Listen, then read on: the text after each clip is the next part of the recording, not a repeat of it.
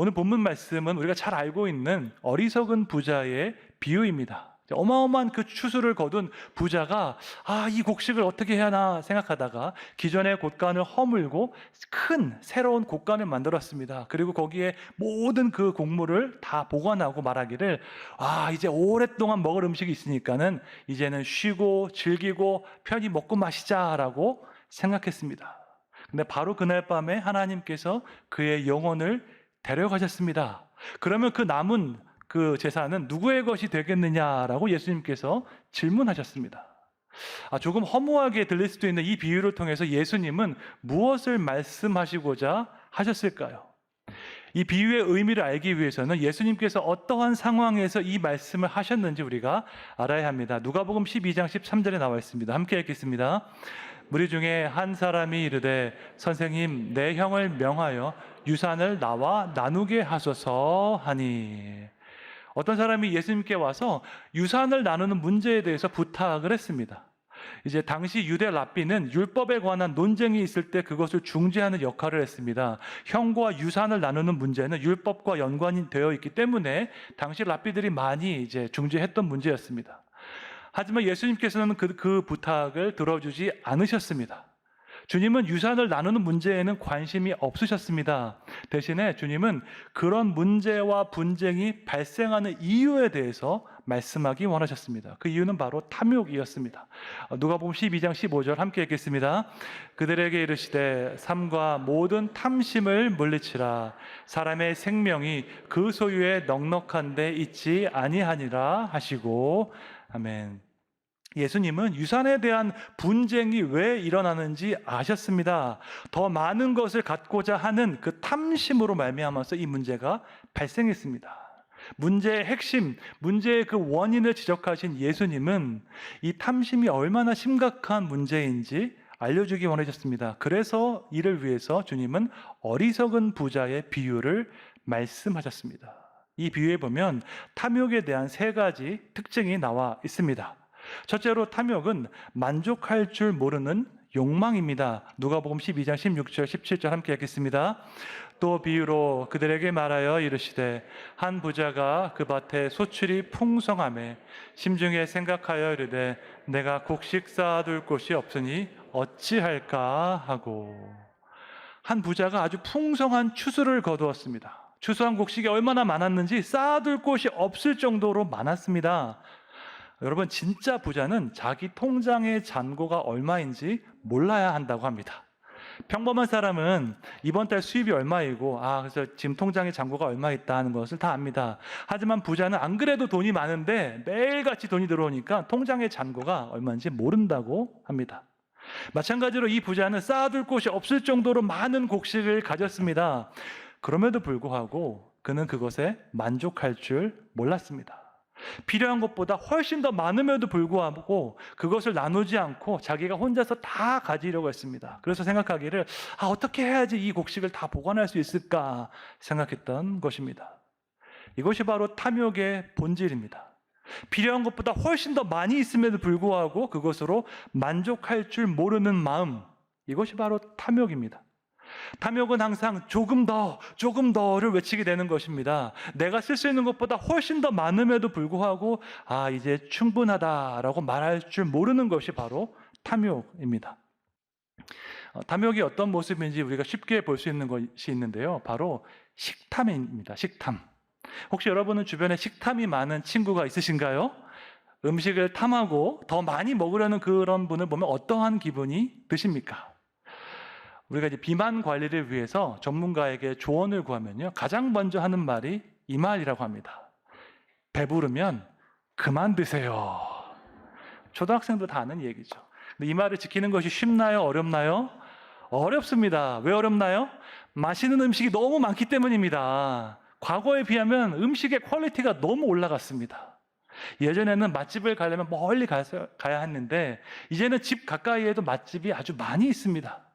그래서 전문가들은 음식 중독이라는 이 개념을 만들었습니다. 알코올 중독, 니코틴 중독이 있는 것처럼 음식에도 우리가 중독될 수 있다는 것입니다. 그 결과 배고프지 않아도 계속해서 음식을 찾게 되고 배가 부름에도 불구하고 계속해서 음식을 먹게 되는 것입니다. 벤자민 프랭클린은 이렇게 말했습니다. 인간은 요리법이 향상된 뒤 몸이 요구하는 것에 2배를 먹는다라고 말을 했습니다. 그런데 여러분, 이 벤자민 프랭클린이요, 300년 전 사람입니다. 300년 전에도 우리가 필요한 것에 2배를 먹었다면 지금은 도대체 얼마나 많이 우리가 음식을 먹고 있을까요? 배부를 때까지 먹었으면 우리가 만족할 줄 알아야 하는데 왜 우리는 만족할 줄 모르는 것일까요?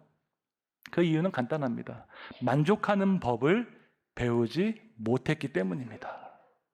만족은 무언가를 많이 가졌을 때에 그 느끼는 감정이 아닙니다. 아무리 많이 가져도, 아무리 많이 먹어도 만족하지 못하는 사람이 있습니다. 만족은 소유가 아니라 훈련에서 오기 때문입니다. 만족은 우리가 가진 그 모든 것이 하나님의 은혜요 선물인 것을 인정하는 훈련에서 오는 줄로 믿습니다. 인간의 마음은 절대로 중립적이지 않습니다. 우리가 가만히 있으면 이 세상을 따라가게 되고 주변의 친구들을 바라보게 됩니다. 다른 사람을 바라보면서 아, 저 사람은 있는데 왜 나에게는 이것이 없지라고 생각하게 됩니다. 그렇게 되면 아무리 많은 것을 가져도 내가 가진 것으로 감사하기보다는 나에게 없는 것을 보면서 불평하게 되는 것입니다. 탐욕은 만족할 줄 모르는 욕망인데요. 그 이유는 만족하는 법을 배우지 못했기 때문입니다. 사실 이것은 아주 어렸을 때부터 배워야 하는 것입니다. 내가 가진 것에 만족할 수 있는 것, 내가 가진 것에 감사할 수 있는 것은요, 우리가 자녀에게 반드시 가르쳐야 하는 것입니다. 사도 바울은 어떠한 상황에서든지 만족하는 법을 배웠다고 고백하고 있습니다. 빌립보서 4장 11절 함께 읽겠습니다. 내가 궁핍함으로 말하는 것이 아니니라. 어떠한 형편이든지 나는 자족하기를 배웠노니. 아멘. 바울이 이 편지를 썼던 것이 로마 감옥이었습니다.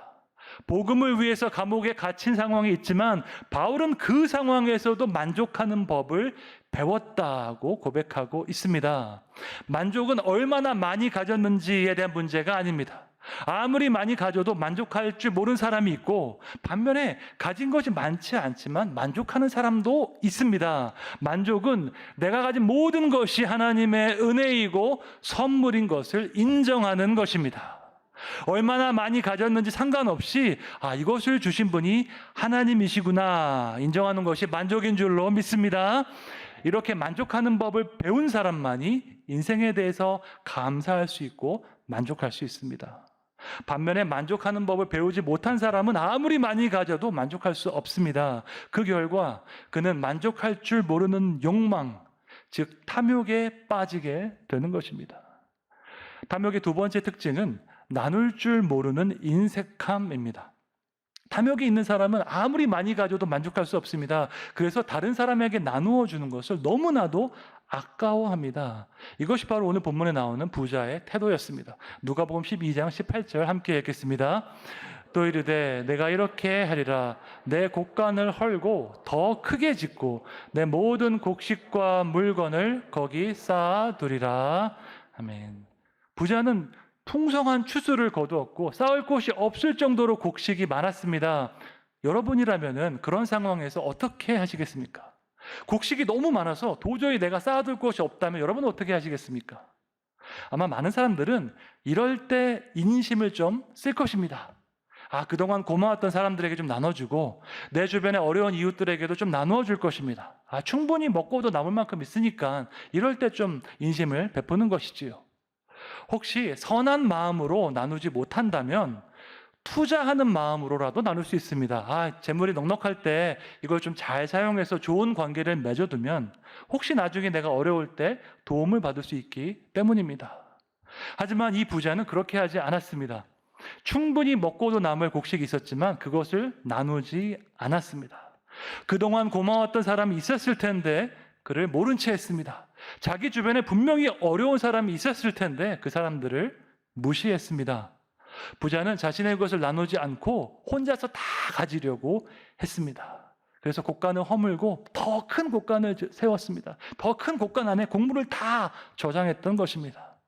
이것이 바로 탐욕의 두 번째 모습입니다. 그것은 바로 자기 것을 조금도 나누지 않는 인색함입니다. 탐욕의 뒷면에는 인색함이 있는 것입니다. 여러분은 혹시 인색한 사람을 만나보셨습니까? 돈에 있어서 절대로 손해보지 않는 사람, 조금도 나누지 않는 사람을 만나본 적이 있으십니까? 저도 그런 사람을 만나봤습니다. 정말 돈에 인색한 친구를 만나본 적이 있습니다. 그런데 신기한 점은 그 사람이 절대로 가난하지 않다는 점입니다. 좋은 대학 나와서 대기업에 잘 다니고 있었습니다. 그럼에도 불구하고 돈에 있어서는 너무나도 인색했습니다. 친구인 저에게 인색한 거는 상관없는데 자기 가족에게도 인색하고 심지어 자기 부모님에게도 인색했습니다. 그 모습을 보면서 제가 마음이 안타까웠습니다. 왜 이렇게 인색한 사람이 되었을까 생각하던 중에 제가 한 가지 사실을 깨닫게 되었습니다. 이 친구가 하나님을 믿지 않고 어려운 상황에서 자기 스스로의 힘으로 성공했습니다.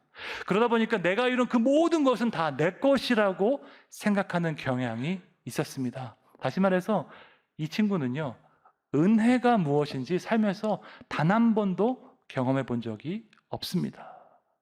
여러분, 은혜가 무엇입니까? 은혜는 자격 없는 사람에게 값없이 주어진 사랑이 은혜입니다. 나는 이것을 받을 자격이 없는데 누군가가 호의를 베풀 때, 값없이 그 사랑을 베풀 때 우리는 이것을 은혜라고 부릅니다. 그런데 하나님을 알지 못하는 이 세상에서는 이 은혜를 경험하는 것이 정말로 어렵습니다. 이 세상이 너무나 계산적이고 너무나 차갑고 현실적이기 때문에 아무 조건 없이 사랑을 주는 경우가 많지 않습니다. 그러다 보니까 이를 악물고 이 세상에서 성공한 사람은 은혜를 베푸는 것이 어렵습니다. 어쩌면 이것은 당연한 결과이기도 합니다. 은혜를 받아본 적이 없는데 은혜를 우리가 어떻게 베풀 수 있겠습니까? 사랑을 받아본 적이 없는데 우리가 어떻게 사랑을 베풀 수가 있겠습니까? 조건 없이 그냥 나눌 수 있는 사람이 되기 위해서는 조건 없이 주는 그 은혜를 받아보아야 하는 것입니다. 제가 아프리카에 있을 때 나누지 않는 이 인색함이 얼마나 사회를 각박하게 만드는지 경험한 적이 있습니다. 우리 생각에는 아프리카 사람들이 다 가난한 것 같지만 사실 그렇지 않습니다. 아프리카에도 엘리트가 있고요. 아프리카에도 부자가 있습니다. 아프리카 그 부자 동네에 가면 특징이 한 가지가 있습니다. 담이 4m, 5m 이렇게 높은 담이 있습니다. 그리고 그 위에는요, 고압선 철조망이 있습니다. 그 담장 앞에는 무장한 사설 경비원들이 지키고 있습니다. 그 앞을 지나갈 때마다 제 마음이 너무나도 안타까웠습니다. 가난한 사람들과 분리되어서 최고급 성 안에 사는 사람들을 보면서 인간다움이 무엇일까 제가 깊이 돌아보게 되었습니다. 더 많은 것을 소유하기 위해서 나의 이 소유를 안전하게 지키기 위해서 인간다움을 버리는 것은 아닐까 하는 생각이 들었습니다. 미국의 신학자 케빈 드 영은 인간다움과 소유에 대해서 이렇게 말을 했습니다. 온전히 인간다운 삶은 소유의 종살이에서 벗어난 자유로운 삶이다. 우리 삶은 소유와 그에 대한 욕구를 중심으로 돌아가지 않는다. 우리의 소유는 우리의 필요와 인간성에 도움이 되기 위해 존재한다라고 말을 했습니다. 조금 어려운 말처럼 들리지만 요약하면 이렇습니다. 여러분, 인간다움과 소유, 이 둘 중에서 무엇이 더 중요할까요? 인간다움이 중요하죠. 우리는 인간답게 살기 위해서 소유합니다. 하지만 더 많이 소유하는 것이 목표가 될 때에는 어쩌면 우리의 인간다움을 잃어버릴 수도 있다는 것입니다. 내 소유를 절대로 잃어버리지 않기 위해서, 내 소유를 절대로 나누어 주지 않기 위해서 사람이라면 마땅히 있어야 하는 사랑과 자비와 긍휼을 잃어버릴 수도 있다는 것입니다. 여러분, 물질의 종이 되는 게 이렇게 무서운 일입니다. 물질의 종이 되면 우리의 인간다움을 잃어버릴 수도 있습니다. 돈을 최고로 여기는 이 자본주의 사회에서 이 부분을 너무나도 중요하게 여기면서 조심해야 하는 것입니다. 놀라운 추수를 거둔 이 부자는요, 그 많은 곡식을 혼자서 가지려고 했고 그 결과 그의 인간다움을 포기한 것입니다. 탐욕의 세 번째 특징은 미래에 대한 두려움입니다. 그래서 어리석은 부자는 원래 있던 곳간을 허물고 더 큰 곳간을 만들었습니다. 그 안에 가득 넘치도록 곡식을 다 채웠습니다. 그리고서는 이렇게 말을 했습니다. 누가복음 12장 19절 함께 읽겠습니다. 또 내가 내 영혼에게 이르되 영혼이 여러 해 쓸 물건을 많이 쌓아두었으니 평안히 쉬고 먹고 마시며 즐거워하자 하리라 하되 아멘. 여러분은 이 부자의 마음이 느껴지십니까? 새로 만든 이 큰 곡간 안에 곡식이 가득 있으니까 이제는 좀 편안하게 쉬고 먹고 마시고 즐기자 하는 이 마음이 느껴지십니까? 제가 얼마 전에 신문을 보니까 은퇴 후에 필요한 자금에 대한 그 계산이 나왔습니다. 국민연금연구원에 따르면 은퇴 이후에 필요한 월 생활비가 약 267만 원이라고 합니다. 부부를 기준으로 말입니다. 은퇴 후에 30년 동안 산다고 가정했을 때 필요한 생활비는 약 9억 6천만 원이 됩니다. 은퇴하는 시점에서 9억 6천만 원을 현금으로 가지고 있는 사람은 얼마나 될까요? 그 돈을 가지고 있으면 편안한 마음으로 은퇴를 할 수 있을까요? 그렇지 않습니다. 앞으로 어떤 일이 일어날지 알지 못하기 때문에 돈이 더 많이 필요하다고 아마 생각할 것입니다. 혹시 큰 병이라도 걸리면 병원비가 많이 나올 수도 있습니다. 나중에 자녀가 집을 산다고 하면 그것도 도와줘야 되니까 돈이 더 필요할 수도 있습니다. 앞으로 무슨 일이 일어날지 모르니까 최대한 돈을 많이 모아야 하는 것입니다. 이것이 바로 불확실한 미래에 대한 두려움입니다. 미래에 대한 두려움이 있기 때문에 우리는 최대한 돈을 많이 모으려고 합니다. 부자는 부자대로, 가난한 사람은 가난한 대로 돈에 집착하면서 살아가게 되는 것입니다. 그런데 하나님께서 이런 모습을 원하시지 않습니다.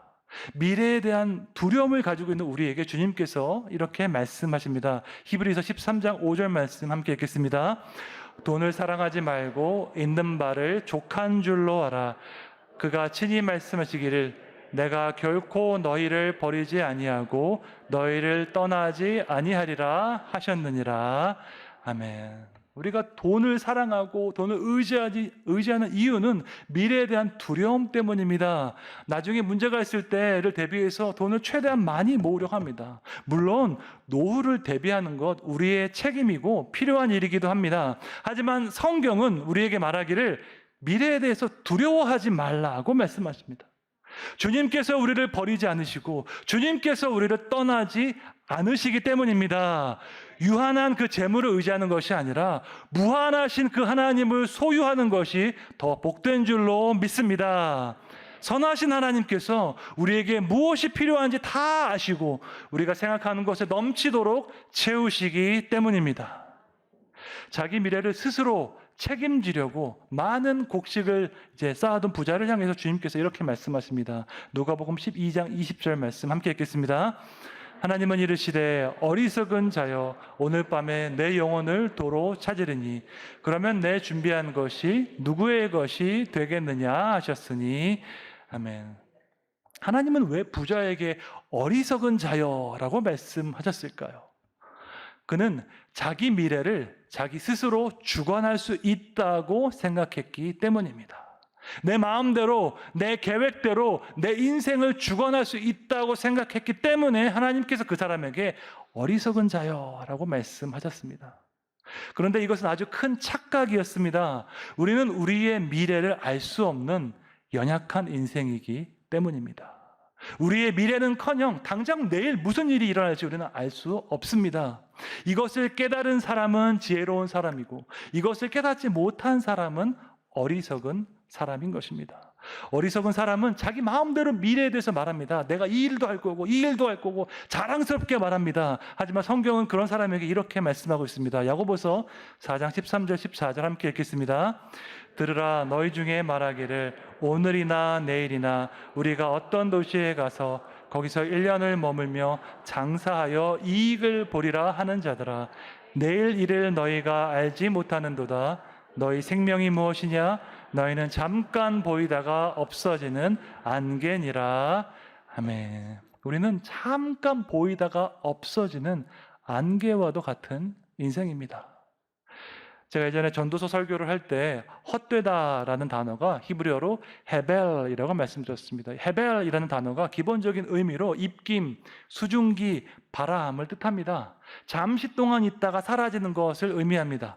구약 성경의 헤벨이 신약에서 가장 분명하게 사용된 구절이 바로 이 야고보서 4장 말씀입니다. 너희는 잠깐 보이다가 없어지는 안개니라. 여기서 안개가 히브리어 헤벨입니다. 안개와 같이 잠시 있다가 사라지는 것이 우리의 인생입니다.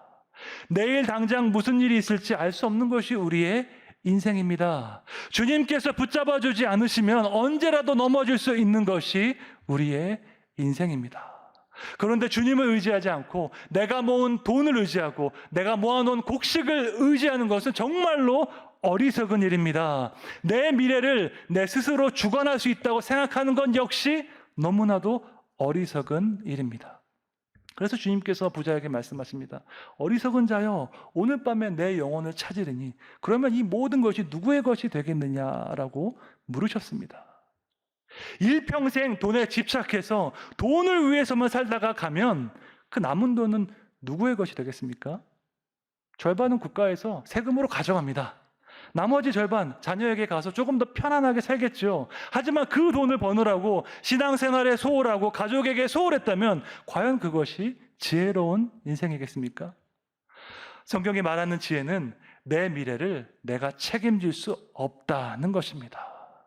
미래는커녕 당장 내일 무슨 일이 일어날지 모르는 것이 우리의 인생입니다. 그러므로 우리의 미래를 붙잡고 계신 그 하나님을 의지하는 것이 지혜인 줄로 믿습니다.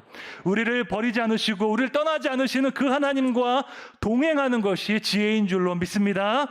이런 지혜를 마음에 품고 하나님만 의지하는 여러분 되시기를 주님의 이름으로 축원합니다. 그렇다면 우리가 어떻게 해서 이 탐욕의 문제를 이길 수 있을까요? 두 가지를 말씀드리겠습니다. 첫째로, 내 손에 있다고 해서 모두 다 내 것은 아니라는 점을 우리가 인정해야 합니다. 우리가 가진 모든 것의 주인은 하나님이 되십니다.